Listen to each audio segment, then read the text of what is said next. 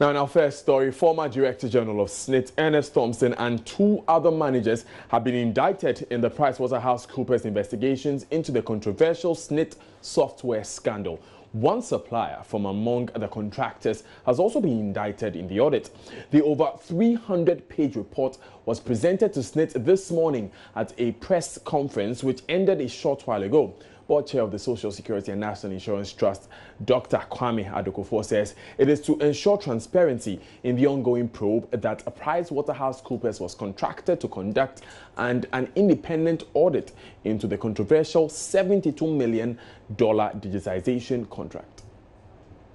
But nevertheless, I'm very happy to see all of you.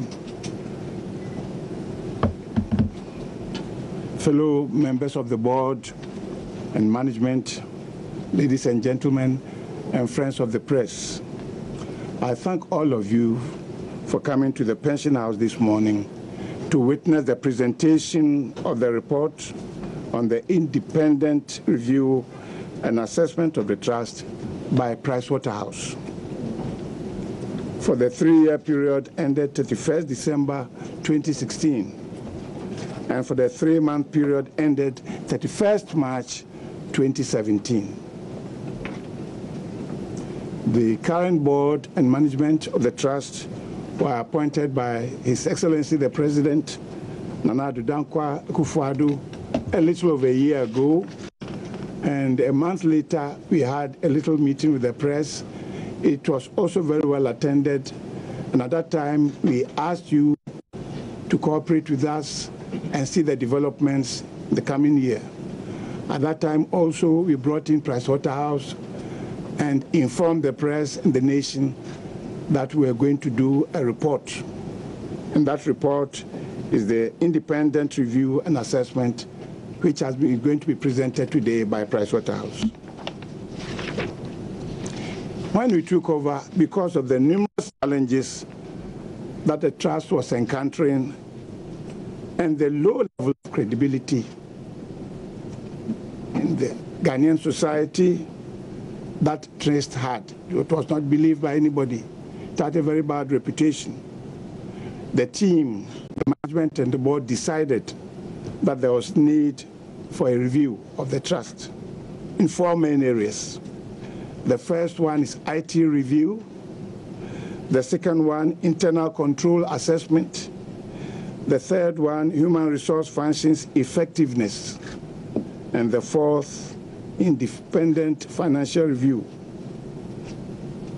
To this end, the board and management initiated a national competitive tender in May 2017 to select a suitable audit firm to undertake independent review and baseline study of the trust. Pricewaterhouse emerged the winner, and after extensive consultations and reviews, a contract was signed with Pricewaterhouse on 7th August 2017. The document which is being presented this morning is the outcome of that contract.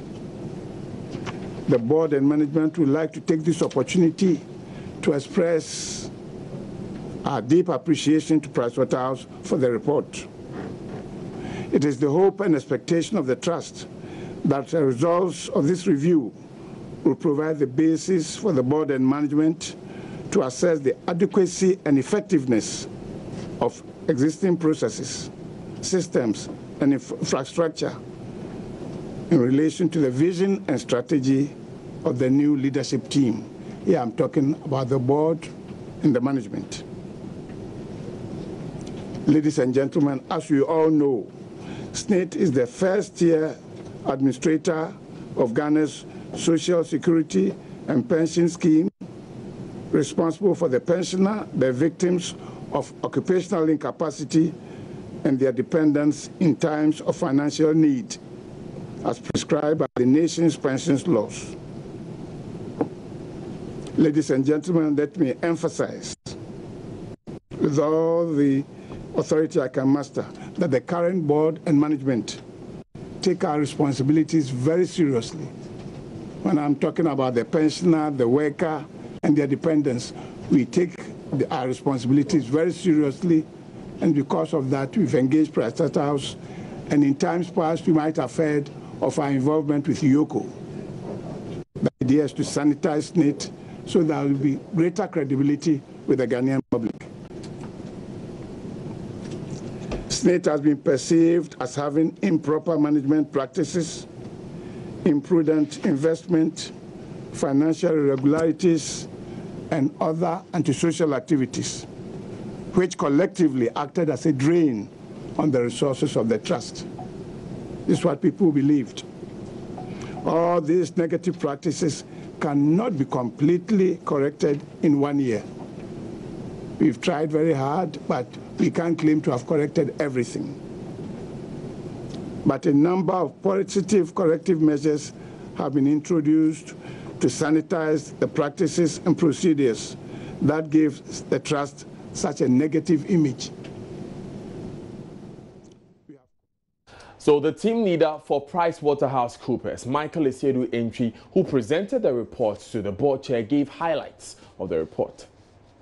As you did say, indeed, in August, you awarded the contract to perform the independent assessment and baseline review of the trust from the 3 years up to December 2016, and then the 3 months up to 31st of March 2017.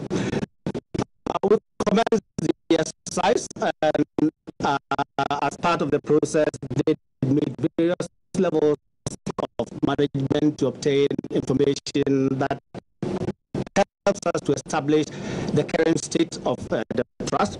We did compare the current state of the trust with benchmarks that we have developed in the 4 areas of IT review, the human resource review, the financial management review, and then the internal controls assessment. As part of that process, we did identify certain gaps and also identified certain areas where we believe there were strong systems in place. We, in our report, have cataloged the gaps that were identified, recommendations that we believe, if they are considered, will help the trust to become a lot more competitive in its activities. So this morning, Mr. Chair, we are happy to present that report formally to you.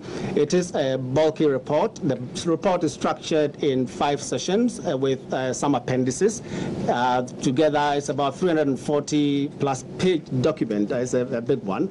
But why we went that route is to provide as much information as we consider relevant, so that it helps with your own review, and then also helps in the next line of action that the board would like to take in terms of implementing systems that can improve the efficient running of the trust.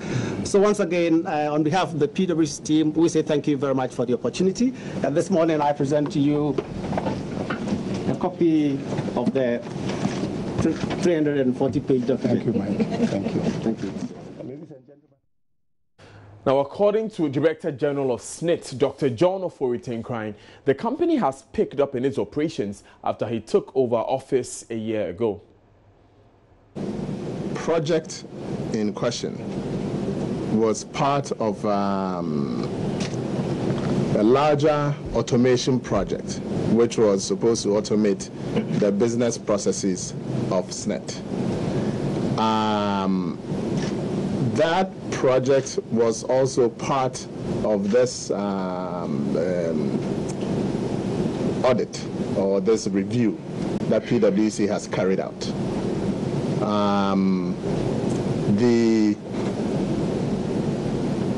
The issues that at that time we said that we have been investigated and documented.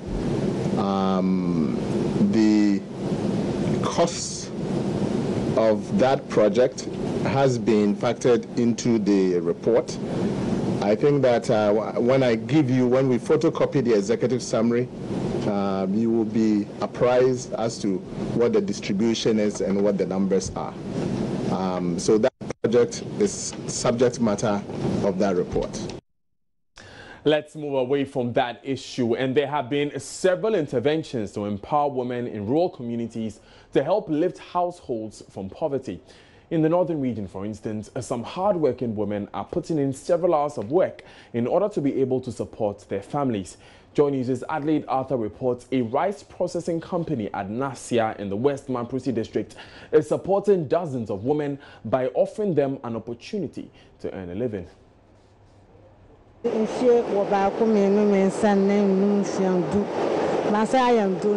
Madam Abiba is unable to tell me how old she is, but her wrinkles tell you she's been around for several decades. At her age, she should be resting at home with her children and grandchildren doting on her. She, however, has to come to the Tamana rice processing factory to work, explaining she has to make money to cater for her 6 grandchildren. I do parboiling and then dry the grains afterwards. I'm not familiar with the currency, but I receive 5 of the 10 cedis notes each month.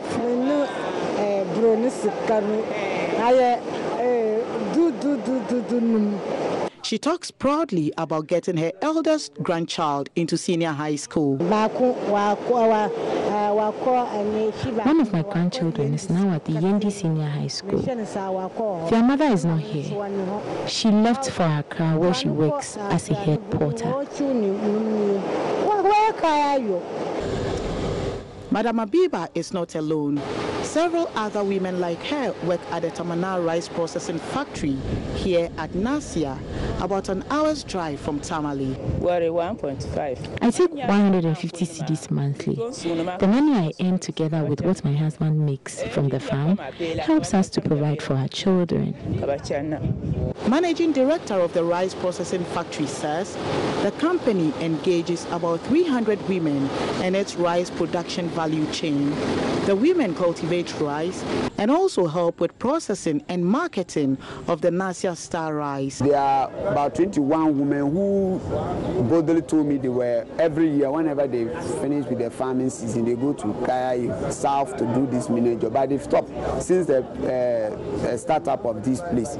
They've stopped going there. And the 14 delegated women who are also doing the sales, they make not less than their average a day they make is 30 Ghana cedis. And in a month, when you rate what they get, at least you get an average of 800 Ghana cedis. There are also added incentives for the women. We have some widowers women who are here. We are providing them with some kind of 20 Ghana cedis weekly plus soap to also go and wash their clothes. It is not part of their salaries and all those things. The mill here is also available for use by farmers who want to polish rice. After harvesting rice from her farm, Aisha to Suleimana brings it here for polishing. We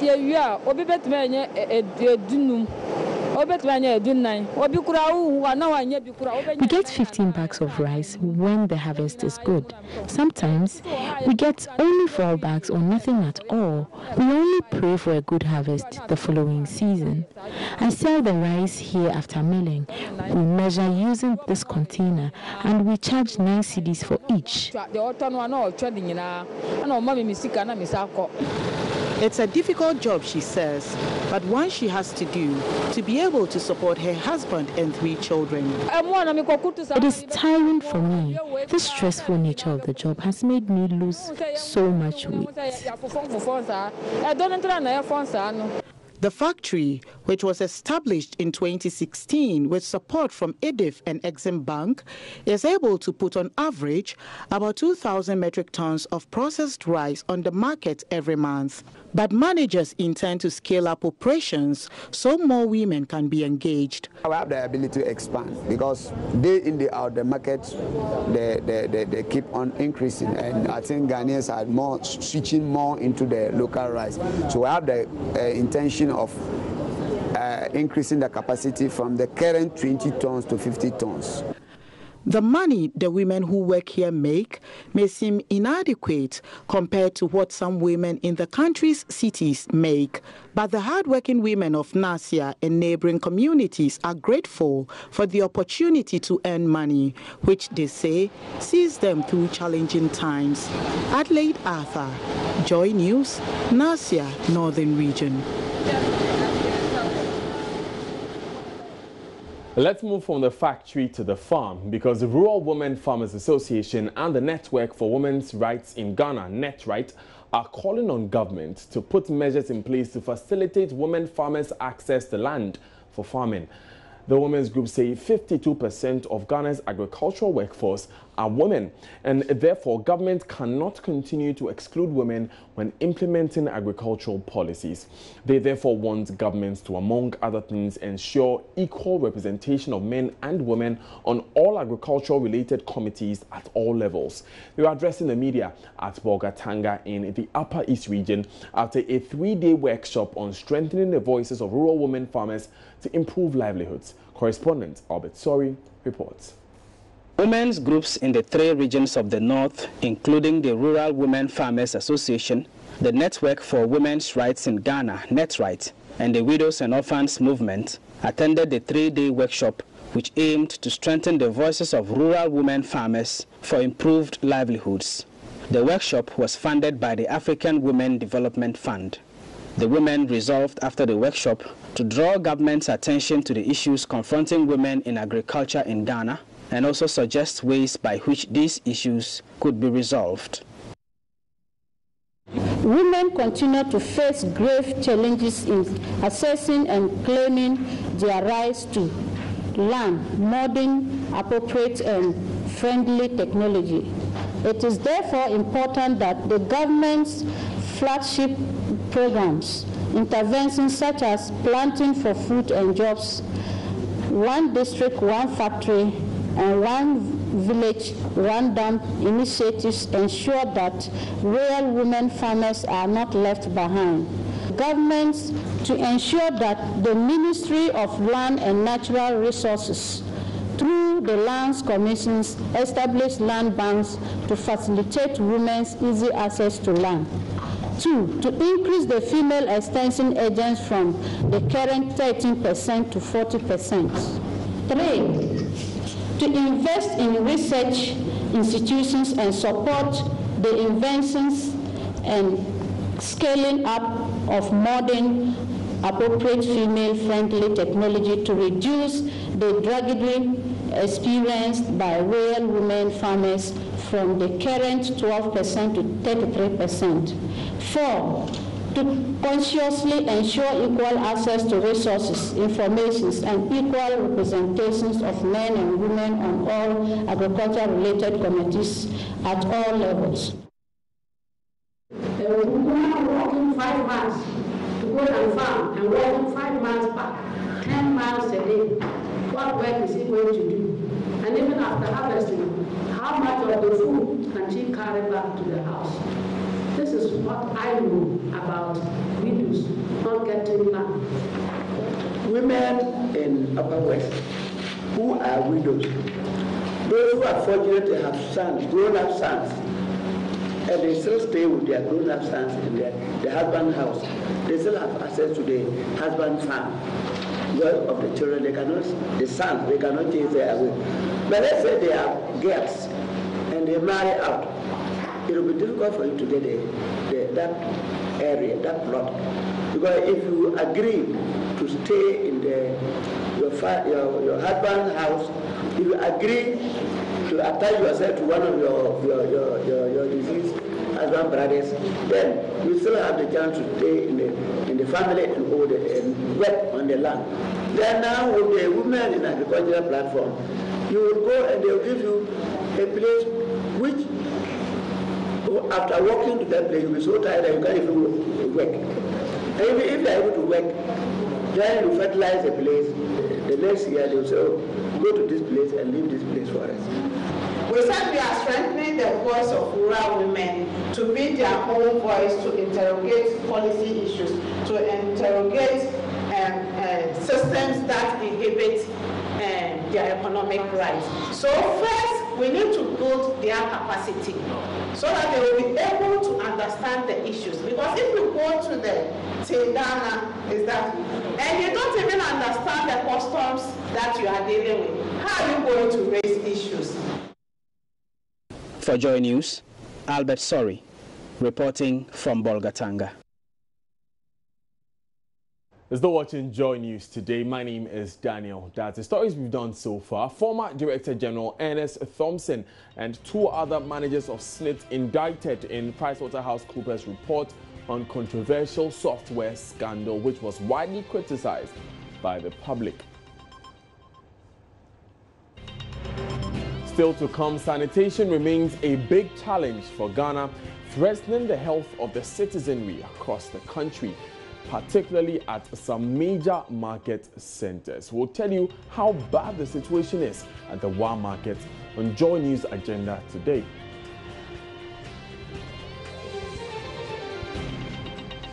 All that and more coming up in this bulletin. Stay with us.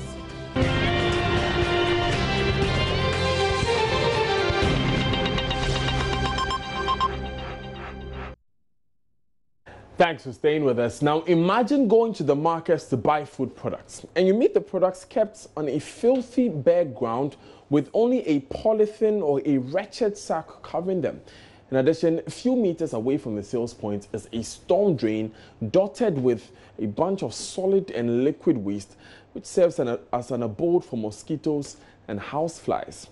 That is the plight of customers at the WA market. On our Joy News Agenda today, Joy News' Upper West correspondent Rafiq Salam reports that apart from the fear of an epidemic, the situation has reduced their sales drastically.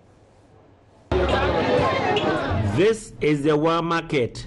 This is where the food consumed by the over 150,000 residents in the WA municipality and beyond is from, meaning the survival of residents in this municipality depends on what is being sold and bought here. It is a busy day here because it is the WA market day and thousands of people have come to buy here. There are several dozens of things to buy, from food items, clothes and electrical appliances. The busiest part of the market is the vegetable section.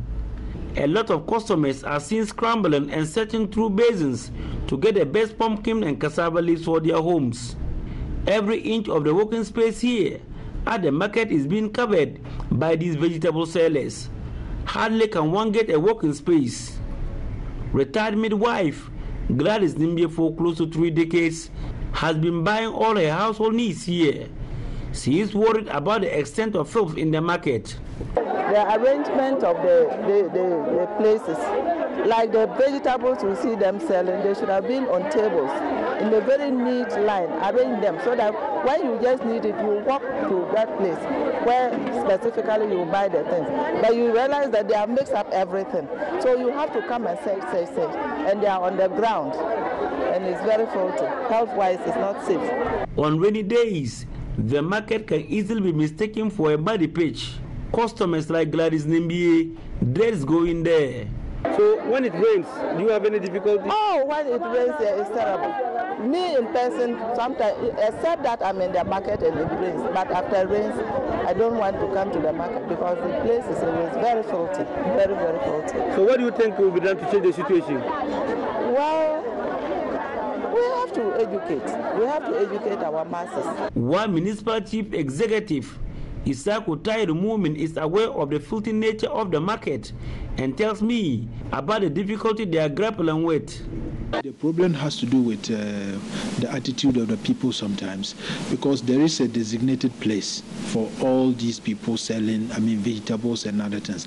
But sometimes, because of the lorry station, where in the evening you see many people, coming down from other villages and coming to the station, the sellers decide to, leave their designated place and probably move themselves closer to where there are a lot of people moving around that time, so that they can catch the attention of those people. I think that is one of the reasons why.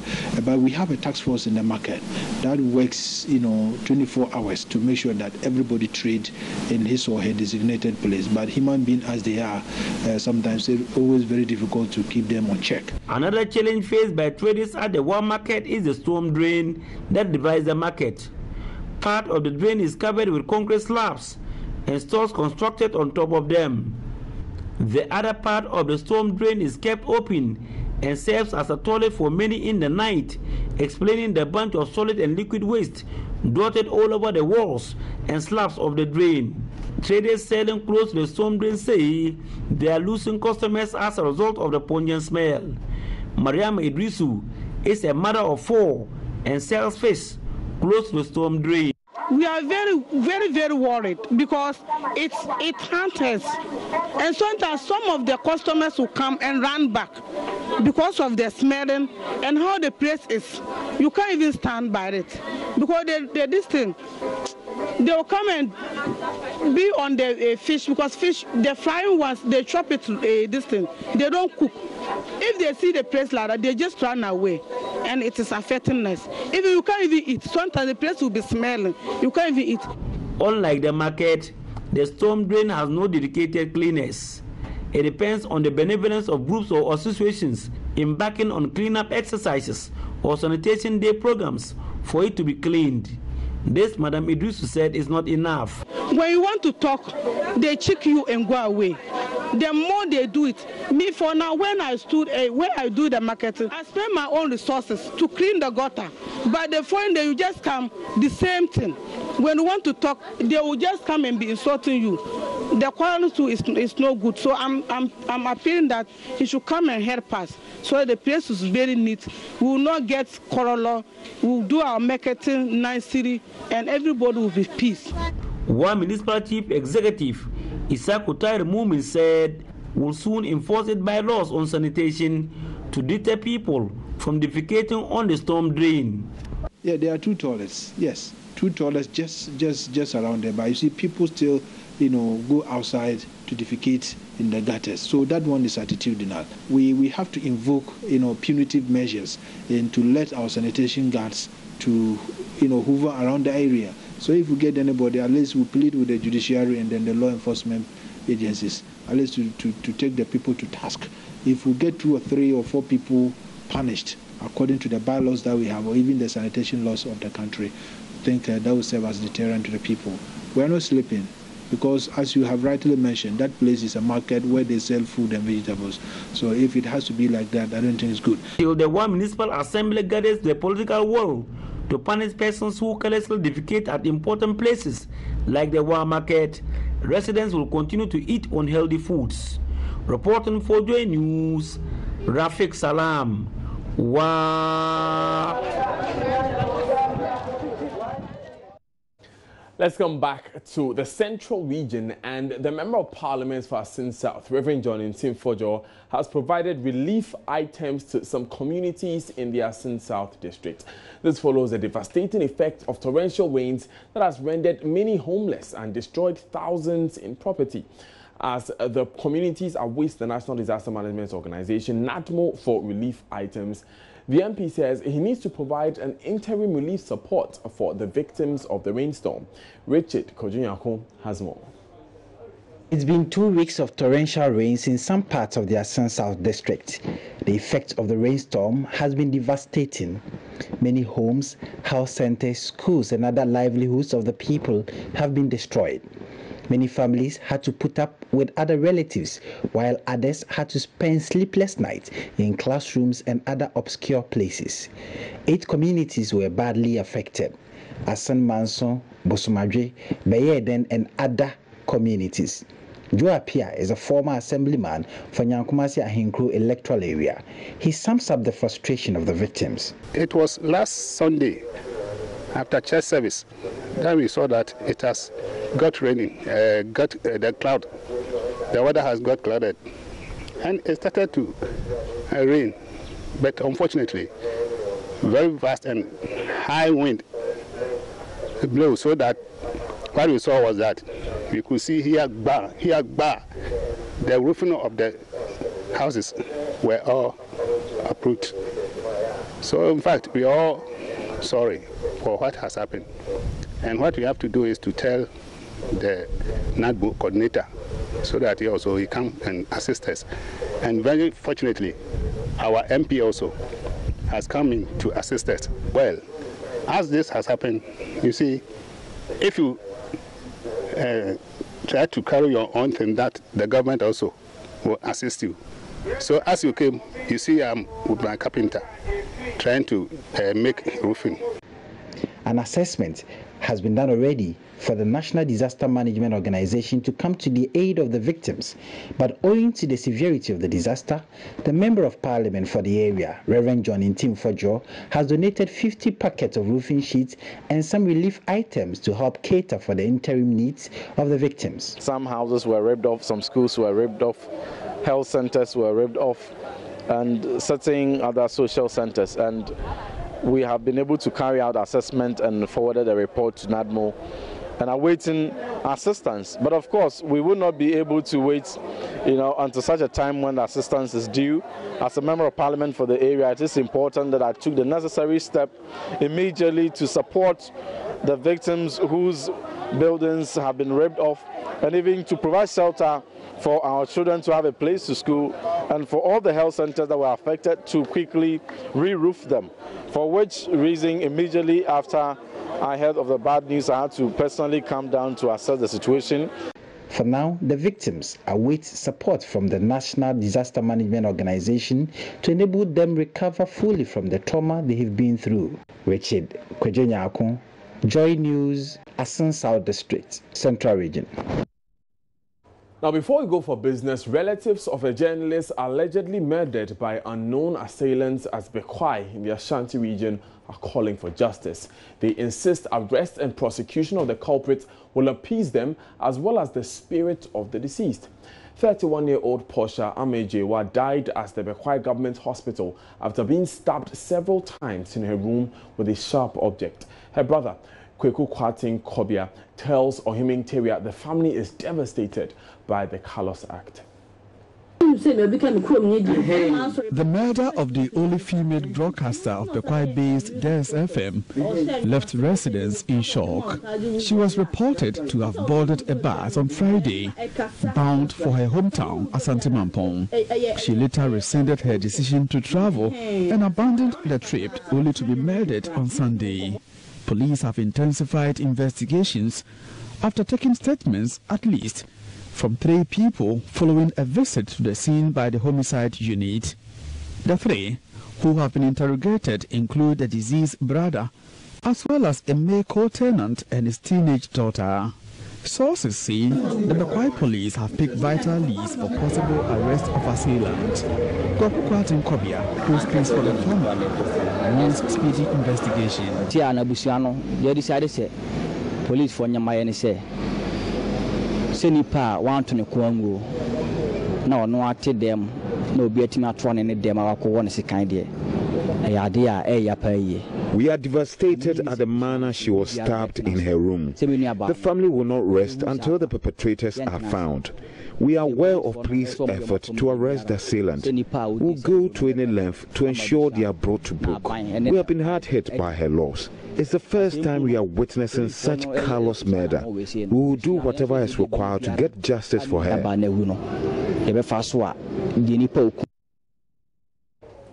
Our condolences once again to Kweku and the entire family of Portia Amajewa. You're watching Joy News today on the Joy News channel. My name is Daniel Daz. Many thanks for joining us. Before we go, let's take a look at some of the stories that made headlines in this bulletin. Former Director General Ernest Thompson and 2 other managers of SNIT indicted in PricewaterhouseCoopers report on controversial software scandal, which was widely criticized by the public. Government is to adopt target-based policies in addressing the needs of the poor to close the inequality gap rather than the wholesale approach it's currently engaged in.